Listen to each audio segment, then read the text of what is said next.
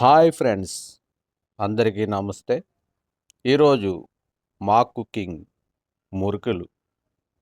ఇవి డిఫరెంట్‌గా, మెత్తగా, క్రిస్పీగా ఉండడం కోసం వెన్న మురుకులు. అంటే వెన్న ఏసి తయారు చేశాం.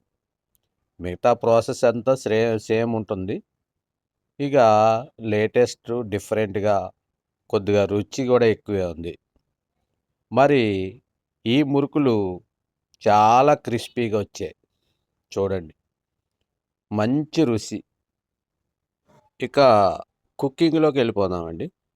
ముందుగా ఏం చేయాలంటే మినపప్పు ఒక గ్లాసు, పెసరపప్పు ఒక గ్లాసు, శనగపప్పు ఒక గ్లాసు నానబెట్టేసి అవి బాగా నానిన తర్వాత కుక్ చేసుకోవాలండి మెత్తగా.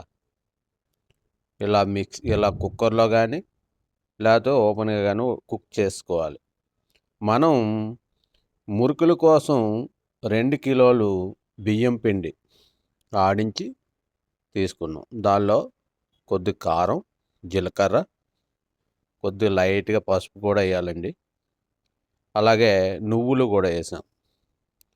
ఒక 4 స్పూన్లు నువ్వులేసుకోవాలి.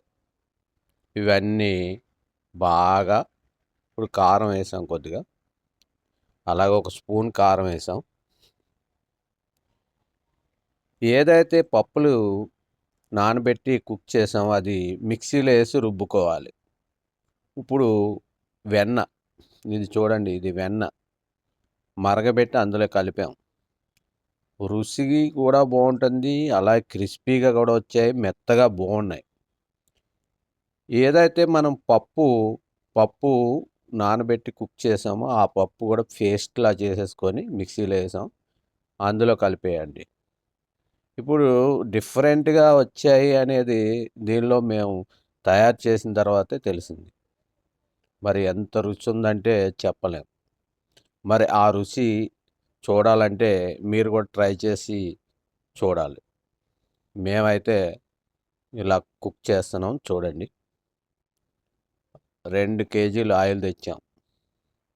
ఇప్పుడైతే 2 కేజీలు మొత్తం పోసేసాము. కొద్దిగా ముందుగాని ఇలా చూడండి.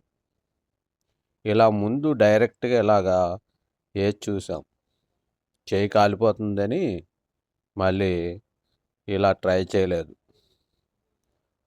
ఇప్పుడు ఇలాగ ఒక ప్లేట్లో తీసుకొని అందులో మురుకులు వేసి ఇలా వేసేసామన్నమాట. ఇలా వేసేస్తే చూడండి ఇప్పుడు బాగా వస్తున్నాయి.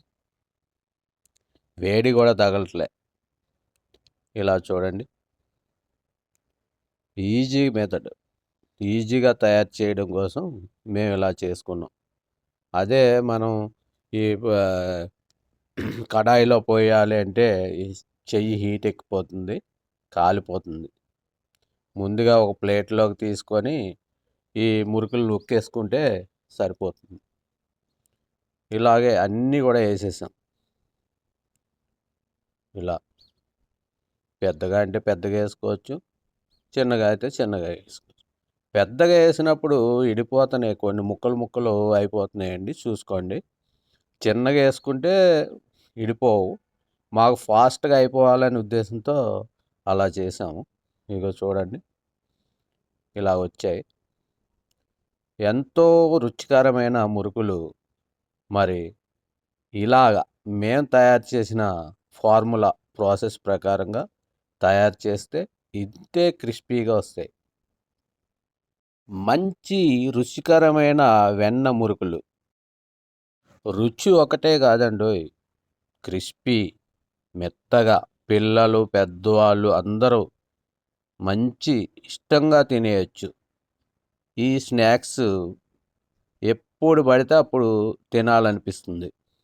మరి వెన్న మురుకుల కోసం మీరు ఒక్కసారి ఇలా ట్రై చేసి చూడండి. మా లేటెస్ట్ రెసిపీ కుకింగ్ కోసం లైక్ చేయడం మర్చిపోవద్దు.